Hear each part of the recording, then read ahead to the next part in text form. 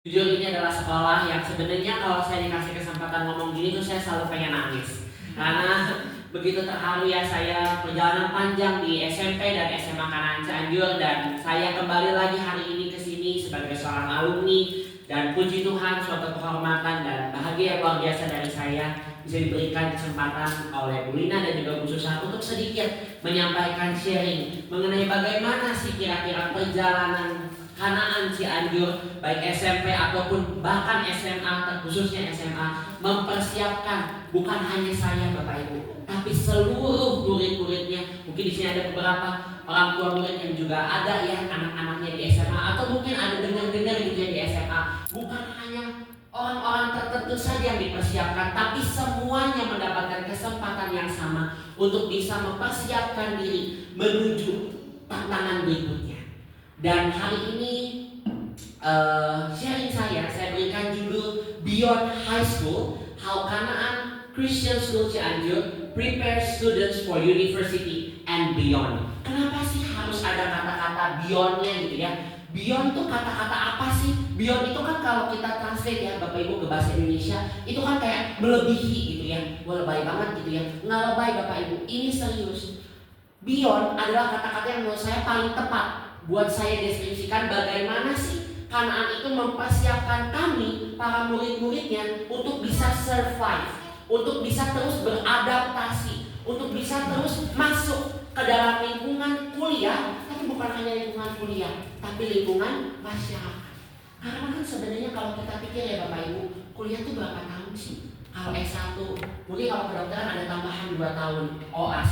Kalau enggak, S1 yang lain hanya 3,5 tahun, waktu yang sebentar. Diharapkan itu anak-anak bisa survive, bisa adaptasi, bukan cuma di lingkungan kuliah tuh maksudnya. Harapan kita anak-anak harus bisa juga mempersiapkan diri di kehidupan nanti, di kehidupan asli nanti, di kehidupan karir nanti. Nah, mungkin saya kembali sedikit ke slide Bu Lina sebelumnya.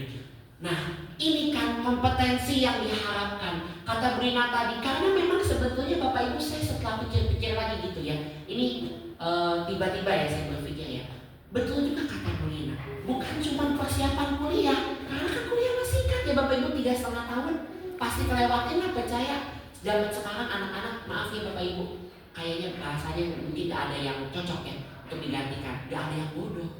Semua anak-anak kan sekarang pintar. Yang beda apa nantinya? Ini kompetensinya. Semua anak lewat kuliah pasti bisa nggak 3,5 tahun? Pasti bisa Bapak Ibu, saya mah yakin. AI sekarang. Terus di UI saat ini Bapak Ibu, ujian tulis yang kayak zaman dulu itu ya, kita belajarnya sampai setengah mati gitu ya, nggak tidur, itu cuma dinilai 15 sampai paling gede 25%. Kecil banget ya Bapak Ibu ujian tulisnya. Sisanya apa? Penugasan, diskusi, project, turun masyarakat. Bahkan kita nih baksos turun masyarakat dinilai Bapak Ibu. Nah, apa sih yang kita perluin? Apakah hanya akademi aja? Apakah hanya kemampuan akademis saja? Apakah hanya kemampuan si anak untuk berpikir secara mengingat saja, memorizing saja? Enggak. Yang kita butuhkan adalah kompetensi-kompetensi ini.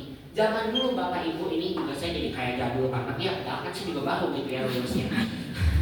Dulu zaman dulu Bu Lina ngangkatnya bukan ini. Zaman dulu ya Bu Lina itu ngangkatnya kompetensi abad 21. Sekarang udah ganti lagi. Makanya tadi Bu Lina pagi bilang, Deren, Bu Lina mau tambahin 1 slide di awal. Oh iya boleh Ibu. Pas saya lihat kompetensi 5.0, udah beda lagi. Saya bilang kalau zaman dulu ya Bu Lina kemana-mana saya juga selalu bawa kompetensi abad 21. Dulu waktu zaman SMA saya sebenarnya cuma bisa ngomong aja, karena saya sebenarnya belum merasakan kan apa sih gunanya kompetensi abad 21. Ya itu masih cuma ngomong aja, saya ngerti sih kompetensi abad 21, tapi kan sebenarnya saya belum ngerti ya kenapa sih harus punya abad 21, kompetensi-kompetensi yang Bu Lina terus omongin. Kayaknya kalau Bapak Ibu yang punya anak di SMA sebelumnya kan udah bosan deh sama kata-kata kompetensi abad 21 itu, kayaknya udah luar biasa Bu Lina terus katakan. Tapi sekarang saya merasakan Bapak Ibu, mungkin di sini saya kasih sedikit quotes yang mendasari sharing saya hari ini. Yang pertama, looking back, I realized that the lesson which helped me the most were not always the one found in textbook. Artinya apa sih Bapak Ibu? Ketika saya tahu back ke belakang, ketika saya pikirkan lagi ke belakang, jauh ke belakang, jenjang SMP, jenjang SMA, Sebetulnya terkadang kita nggak sadari, bukan hanya akademik yang harus kita bekalkan ke anak-anak kita, ke putra-putri Bapak Ibu, tapi ada hal lain, ada hal penting lain yang sebenarnya mungkin jarang ya kita temukan di textbook. Kita jarang temukan di buku IPA, IPS, apalagi zaman sekarang ya. Ada tadi coding, TIK, mungkin nggak selalu kita temukan di buku, tapi terkadang di luar itu semua ada penunjang yang lebih penting. Ada penunjang yang juga penting, maksudnya untuk mendukung anak Bapak Ibu bisa survive, untuk mendukung kita bisa terus survive di dunia-dunia yang berikutnya. Tapi mungkin sebelumnya ada yang belum mengenal saya, atau mungkin baru pertama kali saya. Tak kenal maka tak sayang sama dengan Bu Ida. Saya adalah salah satu alumni dari Kanaan Cianjur, SMA Kanaan Cianjur di tahun ajaran 2024-2025. Nama saya Samuel Deren Sigli. Deren Sigli ya sebenarnya, karena nama Samuel itu adalah waktu saya, tapi saya sekarang selalu bawa. Saat ini puji Tuhan saya sedang melanjutkan studi saya di Fakultas Kedokteran Universitas Indonesia. Puji Tuhan, Tuhan Yesus tempatkan saya di tempat yang luar biasa, bertemu dengan orang-orang yang jujur kepintaran itu udah kayak melebihi batas, mungkin yang udah setara Einstein ya kayaknya Bapak Ibu ya. Soalnya kayak saya lihat teman-teman saya kalau nginget itu udah kayak cuma 5 menit gitu ya, mereka ingat beberapa hal itu cuma 5 menit. Tapi sebenarnya Bapak Ibu kembali nanti saya akan bahas di belakang. Apakah hanya itu saja yang dibutuhkan? Apakah benar hanya fokusnya di akademik? Apakah benar hanya fokusnya di pengembangan memori aja? Nah, sama-sama kita bahas.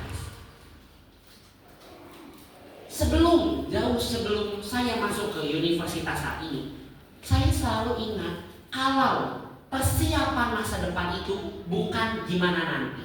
Nah, Bapak Ibu pasti nih ya, anak-anak kalau ditanya mau jadi apa? Mami masih juga SMP, aku mah belum, nanti masih SMA, masih 3 tahun lagi.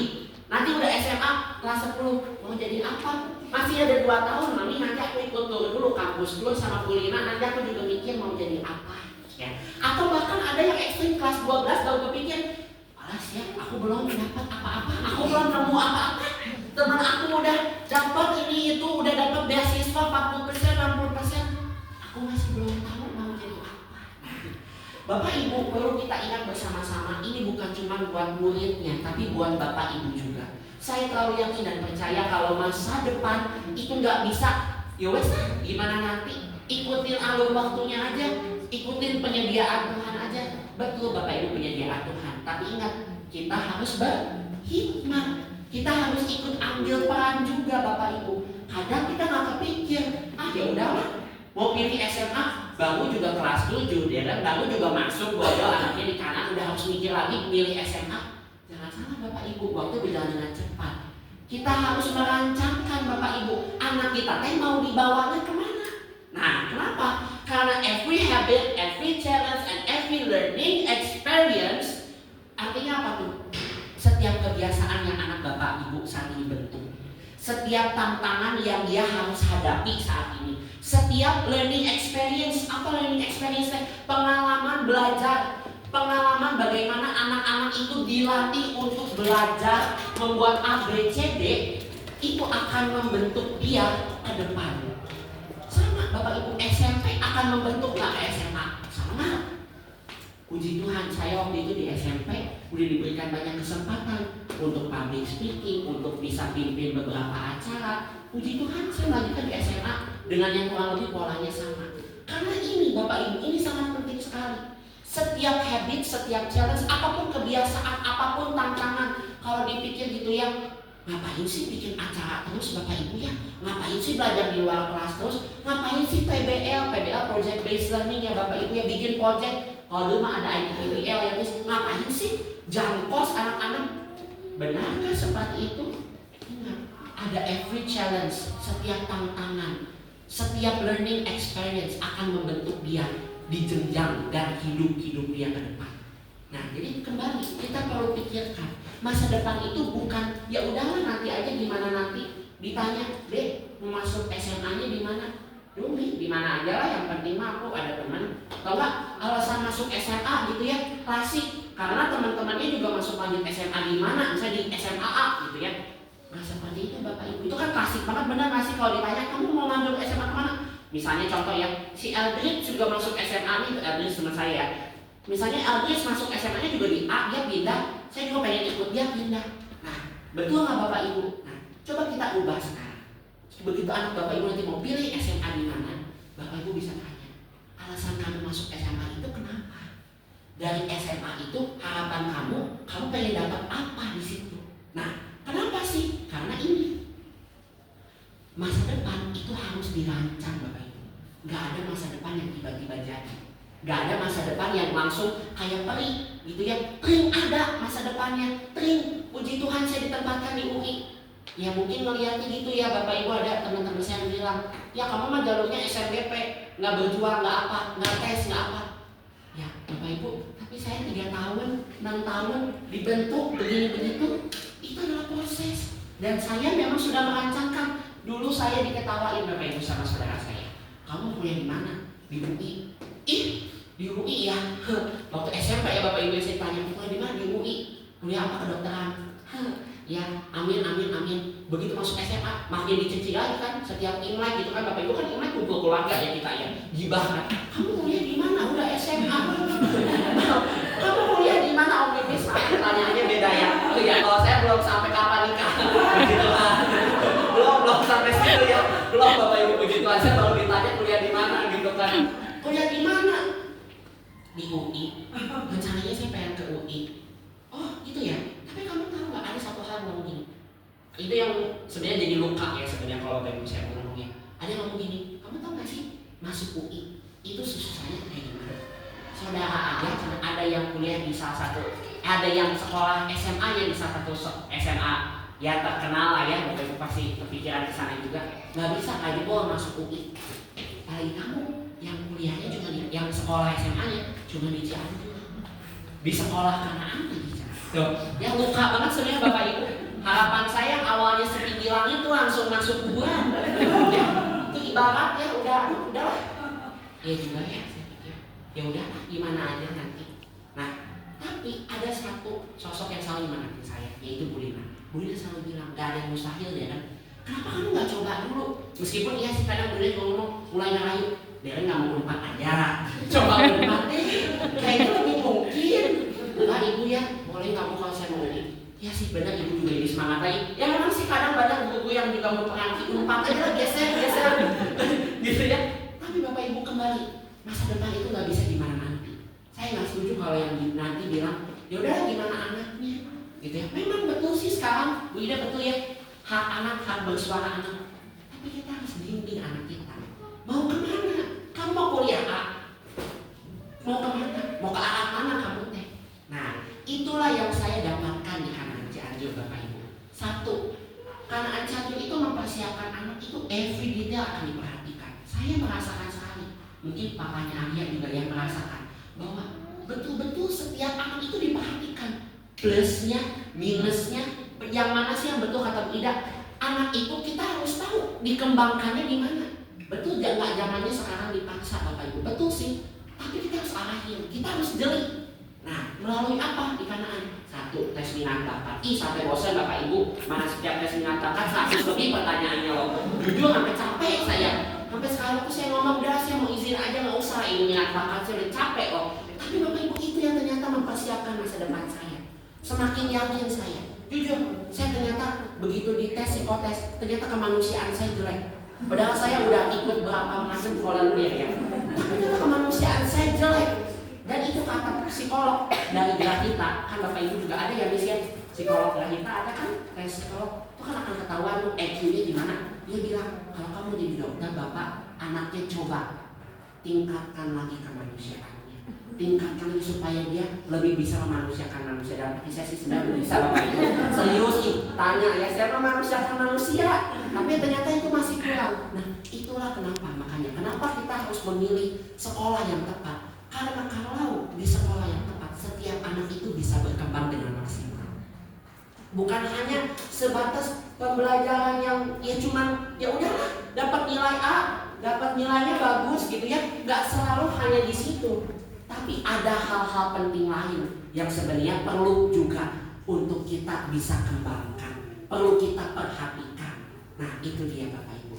Nah kemudian ada satu pertanyaan juga yang selalu saya tanyakan ke teman-teman UI saya.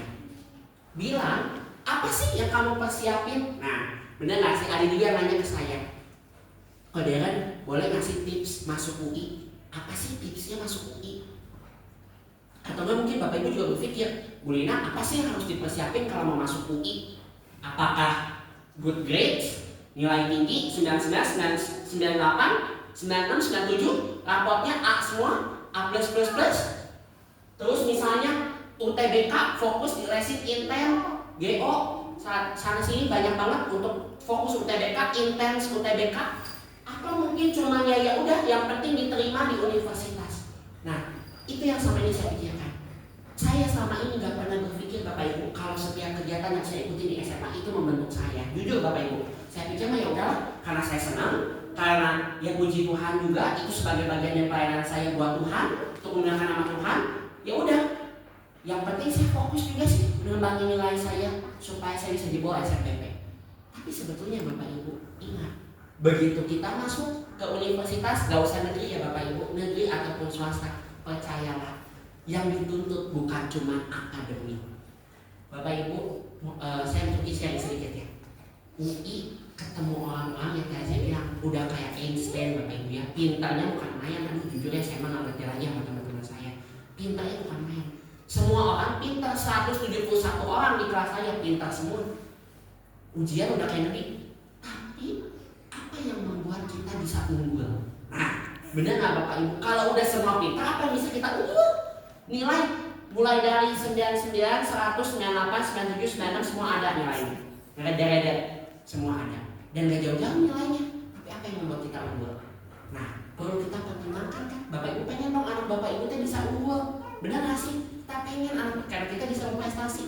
Bukan cuma akademik. Nah, ada hal-hal lain yang perlu kita perhatikan, yang perlu kita kembangkan. Dan disinilah peran SMA itu ada.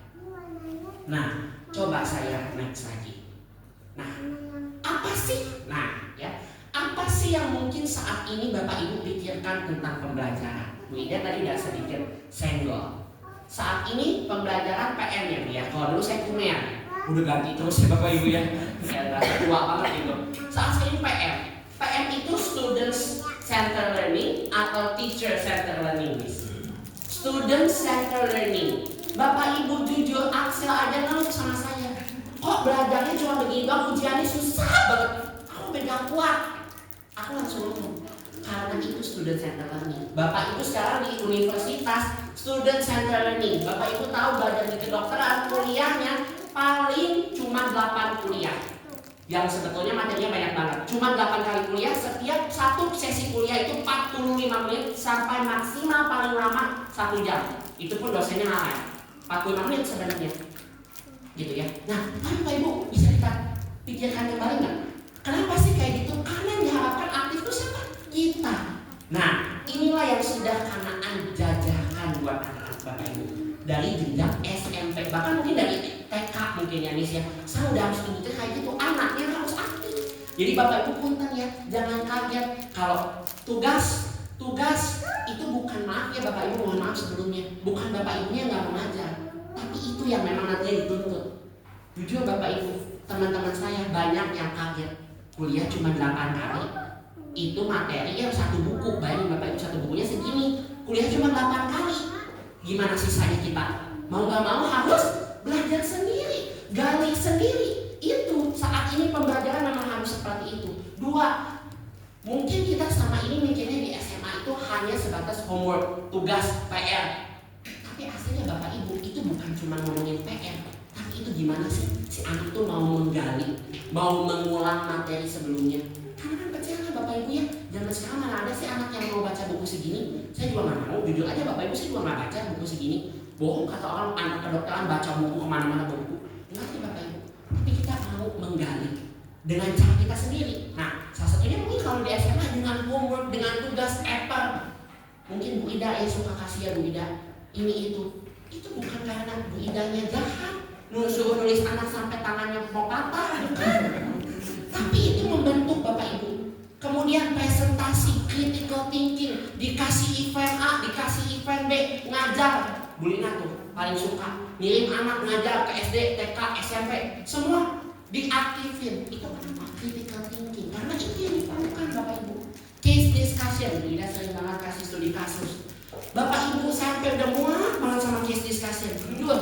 dari kasus yang simple sampai kasus sulit itu ya ampun. Kita ya belajar sehari-hari cuma gitu doang Bapak Ibu. Diskusi aja antar teman. Dosennya cuma satu ngeliatin kamu, gak boleh ngasih masukan. Nanti ada sesi pleno kuliah untuk klarifikasi. Begitu jenis kuliahnya. Kaget banget teman-teman. Puji Tuhan karena saya udah biasa di Kanaan seperti itu, pembelajaran Kanaan udah mirip dengan kuliah saat ini. Saya nggak kaget, adaptasinya lebih cepat. Nah ini yang Kanaan bekalkan pertama buat saya. Boleh next lagi Miss? Aduh kalau Bu Ida tadi 40 menit tadi udah keburu, berarti saya 20 menit. Oke. Berikutnya ya ini ya, yang Kanaan ajarkan buat saya yang pertama. Bekal yang pertama Kanaan bekalkan buat saya adalah cara bagaimana kita belajar. Kanaan itu up to date Bapak Ibu. Lihat kepala sekolahnya Ibu Rina. Meskipun milenial tapi jiwanya Gen Z, bukan Gen Z lagi Alpha. Bu Rina itu luar biasa Bapak Ibu, terus mengembangkan diri. Ini bukan bohong Bapak Ibu, serius. Ini adalah metode pembelajaran yang udah biasa banget Kanaan lakuin. Dan ini Bapak Ibu bisa lihat. Nih, saya presentasi dulu nih. Nih, begini belajarnya. Nih, begini belajarnya. Nggak ada tuh kuliah-kuliah ngomong searah guru. Ini. Jadi kita begini bisa 4 jam Bapak Ibu. Duduk, diskusi terus panas sampai ngebul otaknya. Ini Bapak Ibu, ini yang kita dapatkan. Nah, sama kayak Kanaan. Ya, jadi Bapak Ibu jangan kaget. Kalau nanti di Kanaan ada beberapa metode pembelajaran yang seperti ini. Bukan gurunya malas ngajar, bukan gurunya nggak mau ngajarin, tapi ini yang dituntut Bapak Ibu. Jadi yang bekal pertama adalah bekal bagaimana kita belajar. Next. Bekal yang kedua bukan cuma di classroom, bukan cuma di kelas, bukan cuma sebatas IPA, IPS, matematika, bahasa Inggris, tapi ada poin-poin, ada sikap-sikap, ada apa ya? Ini tuh sebenarnya langkah-langkah yang Kanaan berikan, bekal-bekal yang Kanaan berikan buat saya bisa survive. Yang pertama, melalui students organization. OSIS, jangan sangka OSIS nggak ada manfaatnya Bapak Ibu. Semua yang sekarang menjabat, saya sebut merek aja ya, BEM UI, itu pasti dia SMA-nya ada pengalaman. Entah itu dia jadi ketua MPK, ketua OSIS, ketua pramuka mungkin. Nah itu. Kedua, leadership opportunities. Kanaan membuka banyak leadership opportunities. Karena saat ini leadership itu nomor 1 Bapak Ibu.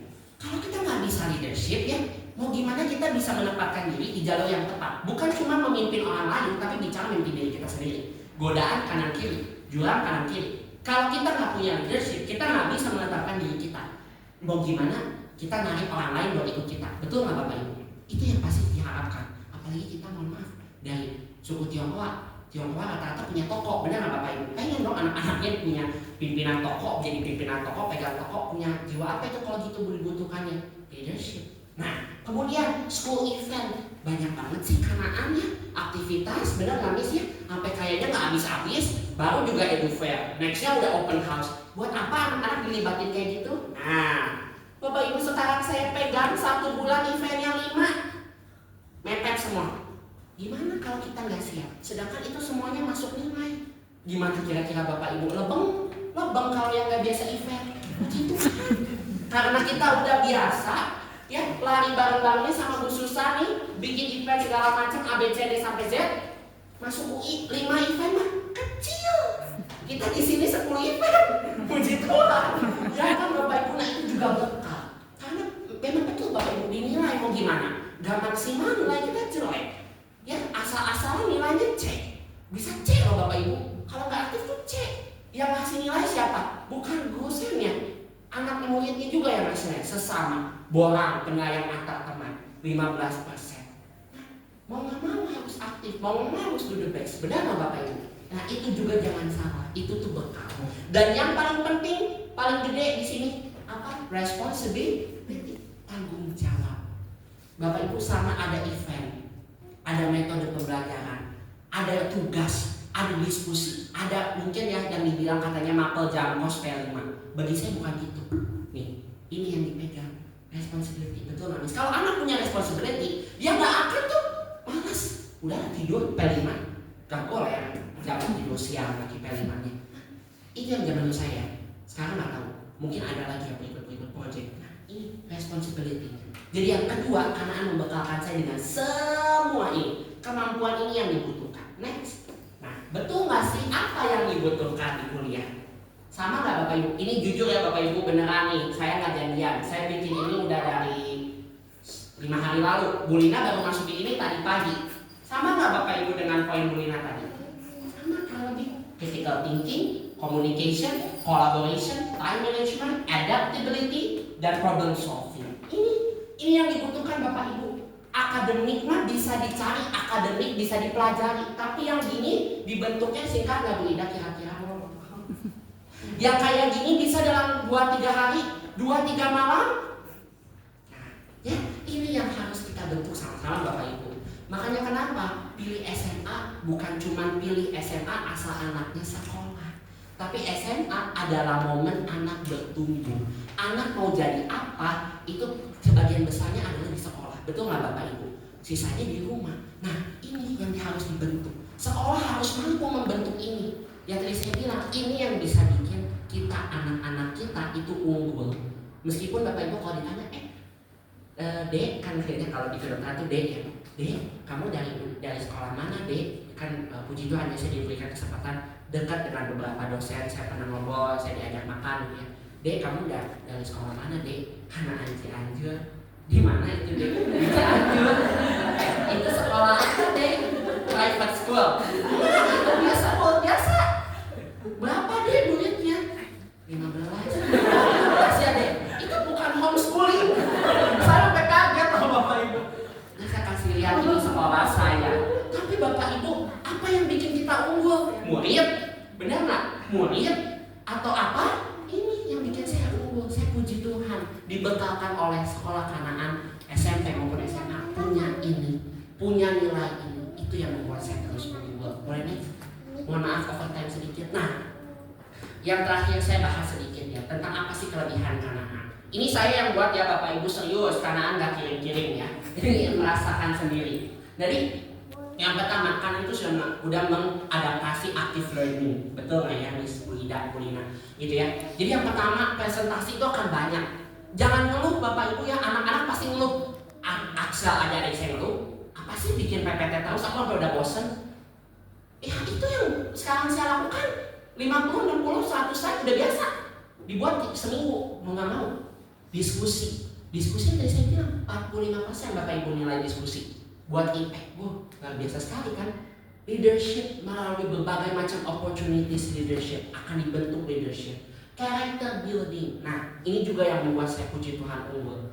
Meskipun mungkin Bapak Ibu mohon maaf sebelumnya tanpa menyinggung satu agama Bapak Ibu. Saya memang kan kami di Kristen itu kan di UI cukup minoritas ya Bapak Ibu ya. Tapi puji Tuhan, UI itu tidak memandang seperti itu. Puji Tuhan kita yang punya karakter tetap kok bisa berkomunikasi sama dosen. Tetap kok kita bisa punya ikatan yang baik dengan dosen. Karena kita punya apa? Karakter. Kita punya integrity, kita punya disiplin, kita punya responsibility. Ini HP saya nggak boleh mati Bapak Ibu. 28 jam, udah lebih dari kalau pengangguran ya. Saya udah 28 jam ini saya aktif di chat dosen sana sini. Karena saya punya responsibility. Yang itu udah dilatih sejak lama. Sama Bu Deni di telepon jam 11 malam kita Zoom, udah biasa. Ya, jadi langsung sekarang saya rasakan juga. Saya pernah di telepon jam 1 sama dosen. Cuma nanya begini doang. Deren, ada nggak nomor teman kamu sih Pak? Iya. Ya, yang saya harus bangun dan saya harus cari nomornya. Ya, bayangin. Terus kemudian ini yang penting. Anak-anak akan mempersiapkan anak-anak Bapak Ibu untuk di jenjang-jenjang berikutnya. Bukan cuma universitas, tapi juga karir. Bukan cuma karir, tapi real life. Nah inilah yang akan mempersiapkan. Kita harus bisa adaptasi dengan cepat. Kita harus bisa think critically. Dan kita harus bisa belajar sendiri. Bapak Ibu mohon maaf, sekarang Bapak Ibu udah jadi orang tua. Yang ngajarin ada nggak Bapak Ibu? Ada yang ngajarin. Kalau nggak ada Ida kayak tadi, kita belajar dari pengalaman hidup. Benar nggak Bapak Ibu? Kita belajar sendiri toh. Nah ini yang harus kita bentuknya sekarang. Boleh lihat? Ini slide saya yang terakhir. Boleh next lagi. Nah ini message to parents. Ini penutup dari saya. Yang pertama, kenapa sih pemilihan SMA itu lebih dari yang kita pikirkan? Bukan cuma sekolah, tapi SMA itu adalah momen anak akan dibentuk. Momen anak akan mendapatkan banyak bekal. Momen anak akan mendapatkan banyak sekali tuntunan, bekal, pesan, pembentukan diri. Nah, itu yang ada di SMA. Dan kenapa harus benar SMA-nya? Karena dari situ anak akan bisa terus beradaptasi ke depannya. Banyak sekali, saya nggak bisa cerita karena waktu saya cuma 20 menit, ini mungkin udah 30 menit ya. Saya nggak bisa cerita tentang bagaimana Kanaan Cianjur membentuk saya. Tapi puji Tuhan, mungkin kita bisa lihat dari hasilnya. Puji Tuhan, saya terus bisa beradaptasi. Sudah semester 3 saat ini saya di Fakultas Kedokteran Universitas Indonesia. Puji Tuhan, Yesus terus memberikan saya tuntunan dan juga hikmat-hikmat daripadanya sehingga saya terus bisa survive. Puji Tuhan juga Bapak Ibu saat ini Kanaan Cianjur masih terus memberikan saya kesempatan untuk bisa mengembangkan diri dan bertemu juga memberikan sedikit pesan-pesan untuk adik-adik saya, untuk Bapak Ibu sekalian supaya kita bisa bersama-sama tumbuh dan mencapai masa depan yang terbaik. Dan ingat Bapak Ibu, karena SMA akan membuat fondasi yang kuat, SMA akan membuat membentuk gimana mereka berpikir dan belajar. SMA akan mendevelop, membuat, mendasari setiap karakter dan value dan prepares for the real world skill. Ini yang sangat penting. Nggak cuma kuliah, tapi lingkungan bekerja dan open doors to greater opportunities. Bapak Ibu bisa lihat lulusan tahun lalu, lulusan tahun saya, lulusan tahun sebelumnya nggak ada anak-anak yang nggak dapat beasiswa. Puji Tuhan, Kanaan membangun banyak sekali relasi sehingga kita juga bisa punya open doors to greater opportunities. Itu saja dari saya Bapak Ibu. Saya tutup dengan pantun ya. Jalan-jalan ke Pulau Pari. Jangan lupa pulangnya mampir ke Curug Citajur. Cakep. Aduh, kurang semangat ya Bu Ida ya. Ulangi ya, jalan-jalan ke Pulau Pari. Cakep. Jangan lupa pulangnya mampir ke Curug Citajur. Cakep. Kalau ingin berprestasi seperti Darren Sigli, mari sama-sama gabung di Kanaan Cianjur. Sekian.